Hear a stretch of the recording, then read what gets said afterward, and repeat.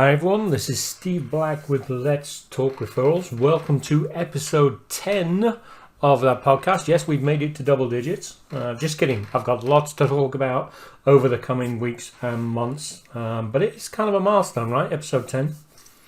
And for this episode, I wanted to talk about first impressions. You know, when people see you or hear you for the first time, what sort of impression are you going to make? And first impressions are really important when it comes to networking and building those long-term business relationships. Good first impressions will help you smooth the way and make sure you're on the right foot moving forward. But why do we use first impressions? What makes us evaluate another person and form an instant opinion about them based on nothing more than a glance and maybe a hello or a handshake? And there's a very good reason we form and use first impressions. It's basically our survival. A long time ago, and unfortunately still sometimes today, we had to be able to make a very quick assessment to decide if someone coming towards us was a friend or a foe. You know, if they're going to do us harm or not. The quicker that first impression was made, the more time there was to decide if we were going to run away, we're going to fight, or we're going to stay and say hello. And I'm sure you can see how this would be beneficial back then. You know, depending on our circumstances, beneficial today. And since it was so closely tied to our survival back then as a species, it should come as no surprise that it's hard-coded into our DNA. And it's a skill we all have today. Yes, we're going to make mistakes, right? But we basically make quick decisions based on first impressions. You look at somebody, you see them, you make a first impression. And they tell you not to judge a book by its cover, but yeah, I still think we can make first impressions, right? I think we can still judge people when we see them. And we might not rely on it for survival as much anymore, but it still serves an important purpose, especially when networking. Now, since we all make those split decisions about another person when we first see them, it's important to try and make a good first impression. And it isn't always possible. However, we can save ourselves a lot of headache and a lot of extra work if we prepare and do our part to make that good first impression. Now, I'm talking about paying attention to how we dress, how we present ourselves, paying attention to our body language if needed, and of course, not forgetting to smile. I mean, smiling is a good thing, right? And of course, we should always be open and friendly. And little things like this go a long way towards making our good first impression. But unfortunately, not everything is completely under our control. Sometimes we just mess up. It happens. We're human, after all. And that's what I'm going to be talking about on this podcast today. While it's not always easy to overcome a bad first impression, there are some things we can do to try and make it to try and improve on that first impression or to make it better. Of course, you just want to make a good first impression. That's what we need to do. But let's start by taking a closer look at why it's so hard to overcome that bad first impression. Now, I would like to think that people always look for the best in us and give us the benefit of the doubt. And while that can happen after we've made a good first impression and started to establish closer, stronger relationships, it isn't always true when you mess up from day one. Here's the big problem with making a bad first impression. It affects all subsequent interactions. And what I mean by that is when we first meet someone and they make a great first impression as a kind and trustworthy person, going forward, we always tend to think of them that way. It takes a lot of muck-ups to change our opinion of them.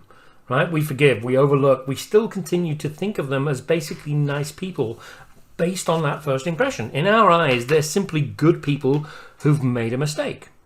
Now, when that first impression is a bad one, it works the same way, but against the person you've judged.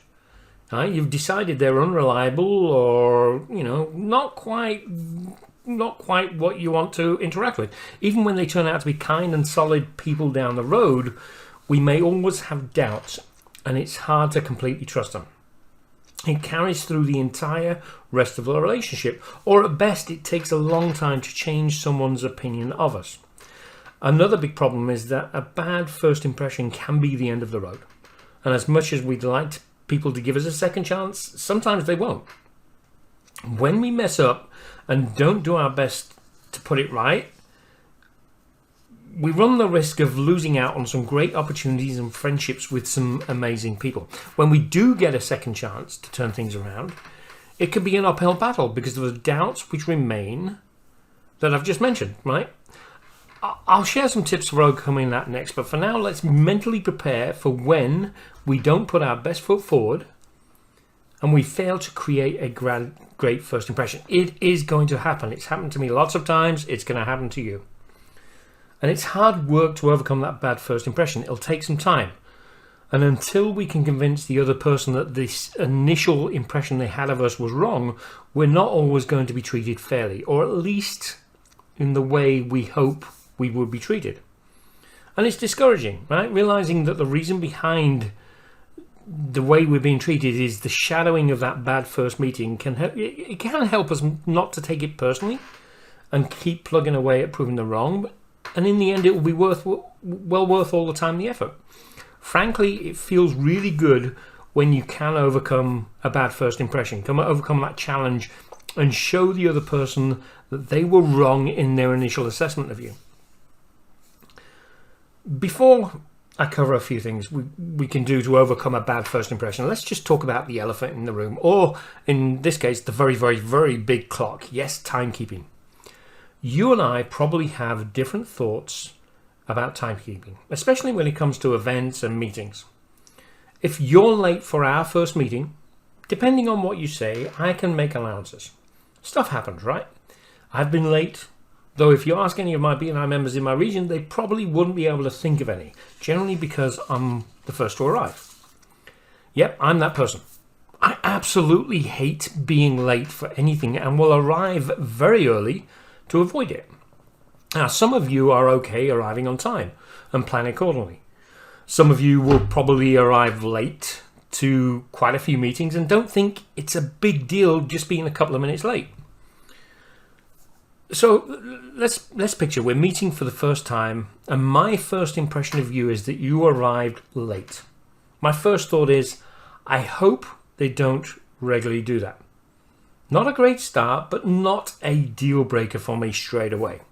However, if on the second meeting you're late again, there is probably no way I can trust you with a referral. Because I'm now thinking you're going to be doing the same thing to the people I introduce you. The people I know well, and that would make me look bad to them when I make the introduction. Picture this. I arrange a three-way meeting between us, right? You, me, and the person I'm introducing you to. You've been wanting to meet them for quite a while. We've set up the meeting. It's all in place. We're going to meet at 2 o'clock Thursday afternoon, right? I'm there. My friend is there. And the meeting time rolls around and you're not.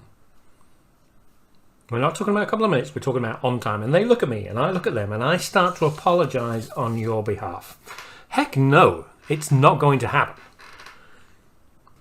Let's go back to that first meeting, and I'm ready to make allowances for being late, right? Traffic, flat tire, ducks and baby ducks in the road, it happens. But if you say something along the lines of, I'm sorry, I was busy with whatever it was you were busy with, you've just told me that you think you're more important than I am. You may not actually be thinking that, but I'm busy too, and yet I made it because you were important to me. Obviously, I wasn't important to you. The biggest problem with being on time is it's a mindset, right? Half the population probably thinks a few minutes late is okay, and half the population thinks it isn't. Who are you meeting with next? And what side of the fence are they on? Are they those that expect you to be on time, or are they those that are okay being 2 or 3 minutes late? And if you're both 2 or 3 minutes late, do you sit there wondering if you're in the wrong place? And what happens if 10 minutes is okay? At 10 minutes, are you both thinking it's okay to be late? I mean, do you take out the whole morning or the whole day and hope they turn up sometime? You see where this is going? Yes, I'm exaggerating. But timekeeping is a big deal if it's not something that's important to you and it's important to the person you're meeting. Let's talk about some of the things you can do to try and overcome a bad first impression, right? Our first step should always be to figure out what went wrong. Sometimes it's obvious, timekeeping, right? At other times, you have to dig a little deeper and find out what went wrong. Was it something you said? Was it the way you looked? Did you not wear deodorant? Okay, I'm joking about that one. But keep in mind that what seems obvious isn't always the real reason you made a bad first impression. We need to take a little time to really think about what happened. We can go through it in our minds until we feel that we have a pretty good idea and how we were perceived. And if you have somebody that you know that was there, like a friend or a family member or somebody else you know, ask them what they saw and what they thought went wrong. If not, you're just going to have to hash it out. Explain what went wrong to a close friend. Let them know what you said, what was replied. That second opinion may help you make a more detached view of what happened.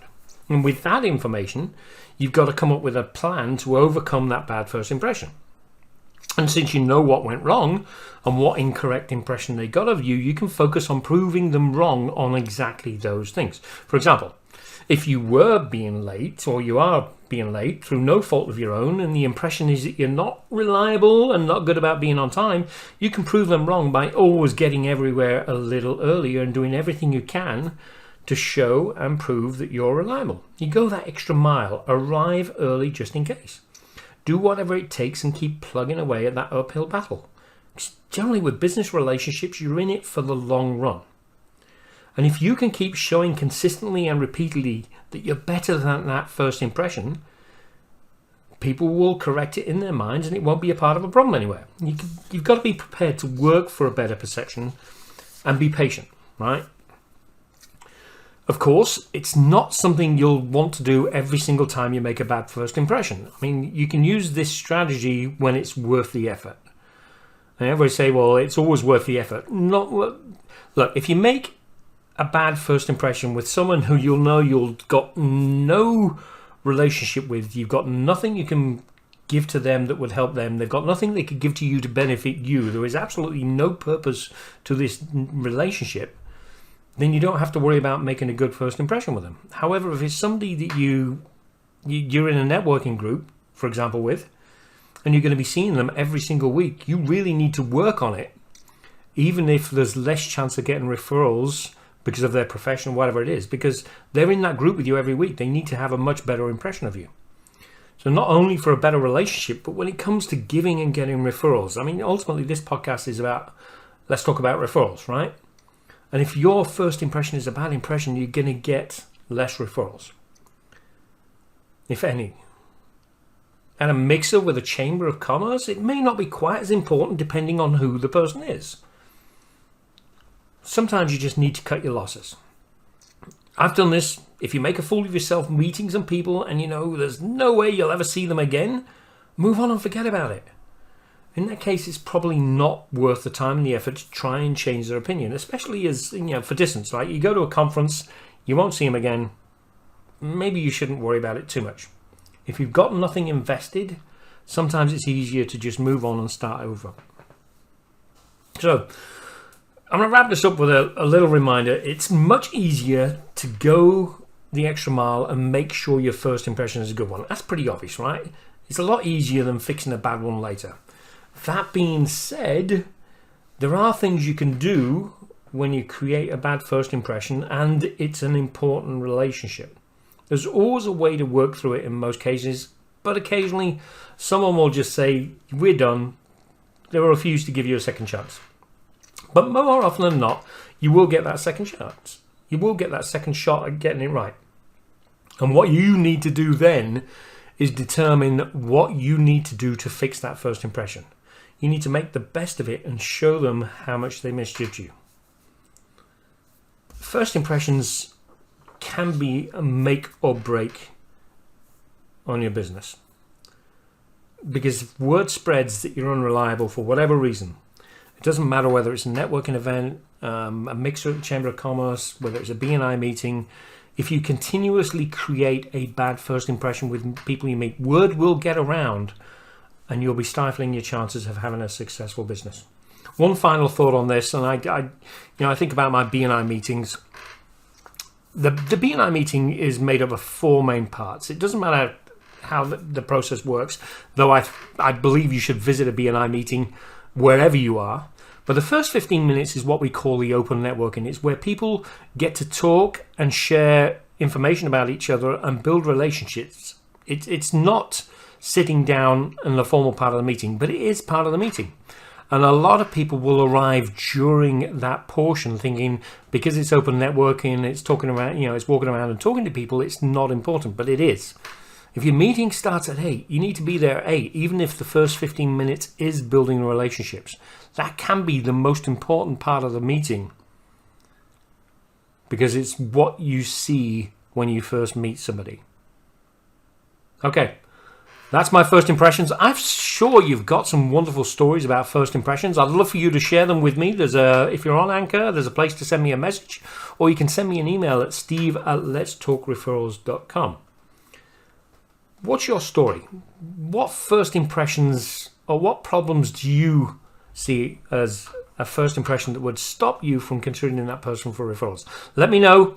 We'll talk soon. You can find me on Facebook at Let's Talk Referrals.